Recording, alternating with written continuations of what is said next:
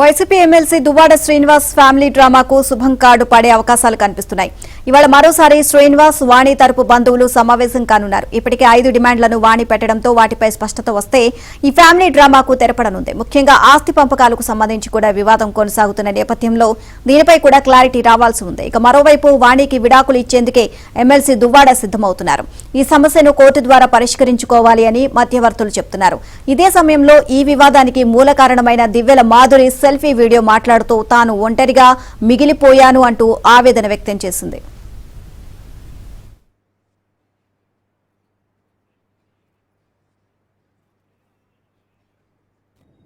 కోట్ల రూపాయలు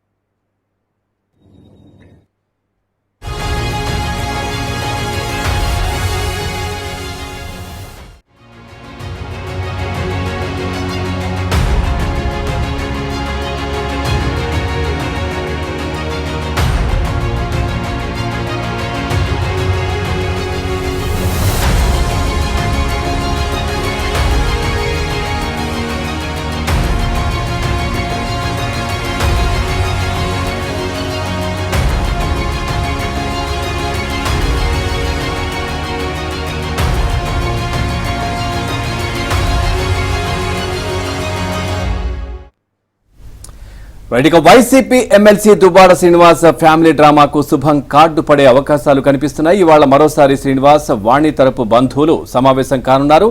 ఇప్పటికే 5 డిమాండ్లను వాణి పెట్టడంతో వాటిపై స్పష్టత వస్తే ఈ ఫ్యామిలీ డ్రామాకు తెరపడనుంది.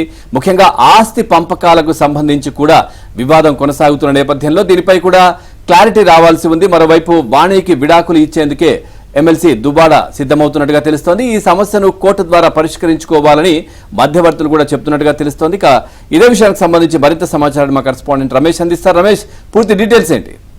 పవన్, ఏదైతే గత 6 రోజుల నుంచి దువ్వాడ శ్రీనివాస్ వాణి దంపతుల మధ్య జరుగుతున్నటువంటి వివాదం ఉందో ఈ వివాదానికి సంబంధించి ఈ రోజు కొంతవరకు పులి స్టాప్ పడేటటువంటి అవకాశం కనబడుతోంది. నిన్న సాయంత్రం ఈ వివాదం కొనసాగుతున్నటువంటి నేపథ్యంలో ఇరు వర్గాలకు సంబంధించి అటు వాణికి సంబంధించిన కుటుంబ పెద్దలు, ఇటు దువ్వాడ శ్రీనివాస్ సంబంధించినటువంటి కుటుంబ పెద్దలు ఇద్దరు కూడా కూర్చొని చర్చించారు. ప్రధానంగా వాణి డిమాండ్లు 5 డిమాండ్లు పెట్టారు. 5 డిమాండ్లు కూడా దువ్వాడ శ్రీనివాస్ దగ్గర పెట్టారు. అయితే దువ్వాడ శ్రీనివాస్ కు సంబంధించి ఆస్తుల పంపకంలో ఏదైతే జరుగుతున్నటువంటి చర్చ ఉందో వాణి డిమాండ్ చేస్తుందో దానికి సంబంధించి దువ్వాడ నుంచి క్లారిటీ వస్తే ఇష్యూ క్లోజ్ అయిపోయేటటువంటి అవకాశం ఉంది. ముఖ్యంగా ఇప్పుడు దువ్వాడ ఏదైతే ఫ్యామిలీని వదిలేసి వచ్చి వేరే నివాసం ఉంటున్నారో ఆ ఇల్లు ఒకటి కావాలని చెప్పి ప్రధానంగా అడుగుతున్నారు. దాంతో పాటుగా గ్రానైట్ వ్యాపారాలు ఉన్నాయి, మిగిలినటువంటి పాలిషింగ్ యూనిట్స్ ఉన్నాయి. వీటికి సంబంధించి కూడా ఆస్తుల పంపకాలు జరిగితే ఇష్యూ క్లోజ్ అయ్యేటటువంటి అవకాశం కనబడుతుంది. అయితే ఈ రోజు నేను రాత్రి 12 వరకు కూడా ఇరు వర్గాలకు సంబంధించినటువంటి పెద్దలు కూర్చొని చర్చించినప్పుడు కూడా దానిపైన ఇంకా క్లారిటీ రాలేదు. దీంతో మరోసారి ఈ రోజు దువ్వాడ శ్రీనివాస్ వాణితో పాటు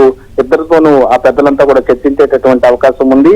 మరోవైపు ఎట్టి పరిస్థితుల్లోనూ ఇంత జరిగింది కాబట్టి వాణికి విడాకులు ఇస్తానని చెప్పి శ్రీనివాస్ స్పష్టం చేస్తున్నారు. ఇదే నేపథ్యంలో వాణికి సంబంధించిన కుటుంబ సభ్యులు చెప్తుంది విడాకులు ఇవ్వద్దు అనేటటువంటి డిమాండ్ చేస్తున్నారు. న్యాయస్థానాల ద్వారా పరిష్కరించుకోవాలి, ఒకవేళ విడాకులకు వెళ్లాలనుకుంటే న్యాయస్థానం ద్వారా అప్రోచ్ కావాలనేటటువంటి వారు సూచన చేస్తున్నారు. అయితే వారి డిమాండ్స్ ను ఏదైతే విడాకులకు సంబంధించినటువంటి డిమాండ్ ఆయన అంగీకరిస్తారా లేదా అనేటటువంటి దాని నుంచి క్లారిటీ రావాల్సి ఉంది. మొత్తానికైతే ఇదే నేపథ్యంలో ఎవరైతే మాధురి అనేటటువంటి మహిళ ఉందో ఆ మహిళ కూడా నేను ఒక వీడియో రిలీజ్ చేసింది.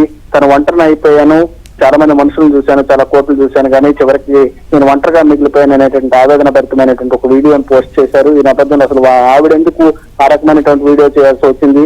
దువ్వాడ మళ్ళీ వాణి కుటుంబానికి దగ్గర అవుతున్నారు కాబట్టి తను ఒంటరి అయిపోయాను అనుకుంటున్నారా, లేకపోతే యాక్సిడెంట్ జరిగి వైజాగ్ లో చికిత్స పొందుతుంటే తను నమ్ముకున్నటువంటి దువ్వాడ శ్రీనివాస్ రాకపోవడం కారణంగా ఆ రకంగా ఆవేదన వ్యక్తం చేశారనేటటువంటి తెలియజేస్తుంది. మొత్తానికైతే పెద్దలందరూ కూడా మాట్లాడిన తర్వాత ఈ రోజు దానిపైన ఒక క్లారిటీ వచ్చేటటువంటి అవకాశం ఉంది. సాయంత్రానికి శుభం కార్డు పడేటటువంటి అవకాశం కనబడుతుంది ఎక్కువగా. Right, thank you Ramesh, thanks for the updates.